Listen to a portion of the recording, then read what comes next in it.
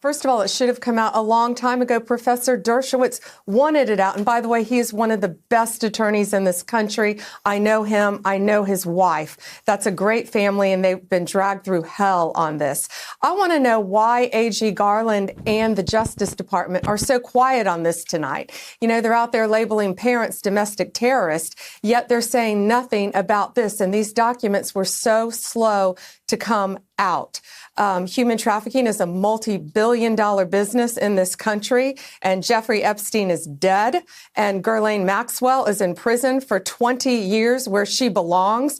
And if people in that report are still fighting to keep their names private, Sean, they have no legal basis to do so unless they're a child, a victim, or a cooperating defendant by some chance against some potential case against Ghislaine Maxwell. And I think Mark Garagos, as a great criminal defense attorney, will back that up as well. This is not an opinion. This is a fact. I have seen, remember, I was accused falsely and they have seen, and ultimately I was completely cleared. The woman admitted that she may have mistook me for somebody else and withdrew all of her lawsuits.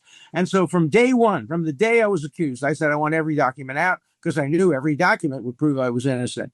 So let me tell you, I know for a fact documents are being suppressed, and they're being suppressed to protect individuals. I know the names of the individuals. I know why they're being suppressed. I know who's suppressing them, but I'm bound by confidentiality from a judge and cases, and I can't disclose what I know. But I hand to God, I know the names of people whose files are being suppressed in order to protect them.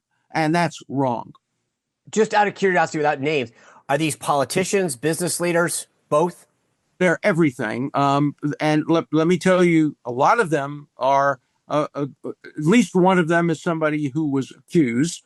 Others are accusers. And the judges have said, if somebody calls themselves a victim, we're not going to give any information about them. But they may not be victims. They may be perpetrators. So we don't have information about false accusers. And we know there have been many false accusers who have accused innocent people for money. And those records are being deliberately, willfully suppressed. But on the question of child sex abuse, look, you could say that we've got an epidemic of this across society. We've got it in schools. We've got it in universities. We saw it at Ohio State. We saw it at Michigan State. We saw it in the Boy Scouts. It's affected a lot of different religious organizations and churches. And so by covering it up, they are just reproducing and spreading the conspiracy theory and the anxiety about why this is happening. But you don't have to blame some shadowy deep state. Donald Trump and Pam Bondi are the ones who've got the power to release the Epstein files. So they're the closest thing we've got to the deep state right now, and they should go ahead and release all of the Epstein files and put an end to this. Right. Well, look, they've been promoting some wild conspiracy theories about what's on there. We don't know what's true and what's not true. And if there's nothing to implicate Donald Trump, then release the files. What's the problem with releasing them? That's what they've been demanding. Epstein was a sex offender. He ran a child sex ring. This is true.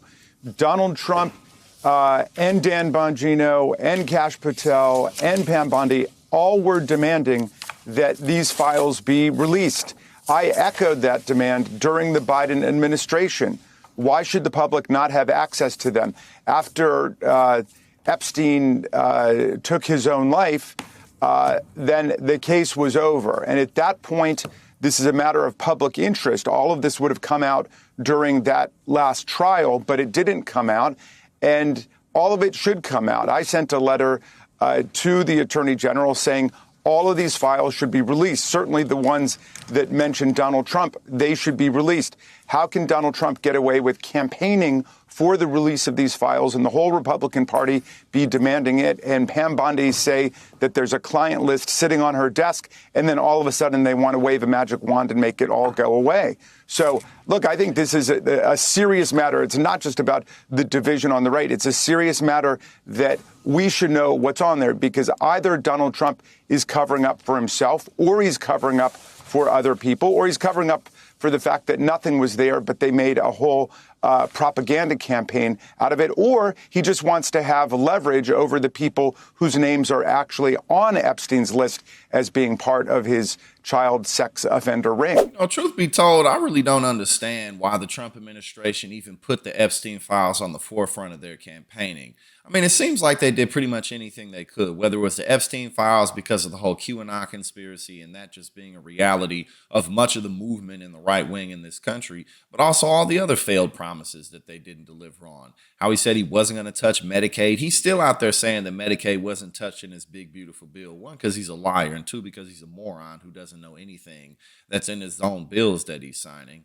Or if it has to do with no new wars, if it has to do with raising people's income, lowering prices, the tariff war that wasn't supposed to go over to consumers, all of these things he's failing to deliver on. But the Epstein files, again, it's like y'all really got ahead of yourselves because you knew good and damn well that Trump was in the mix of this. Jeffrey Epstein, who himself said that he was best friends with Donald Trump for over a decade. And then we have all these other reports coming out where Michael Wolff was saying that he saw the pictures of Donald Trump with underage women around him and what have you. So none of this stuff is new information to people. And now they're just trying to say, oh, there's nothing to see, after Pam Bondi said she had the files on their desk, after all of these people said that they were going to go on a crusade to arrest the pedophiles. But at the end of the day, what's happening now is they're protecting the pedophiles, which is about as egregious as you can possibly get. But everybody knew that Donald Trump was involved in this type of stuff because he's a scumbag. So this should be the surprise of no one. But I guess fortunately for us, it is having negative repercussions on the Trump second term.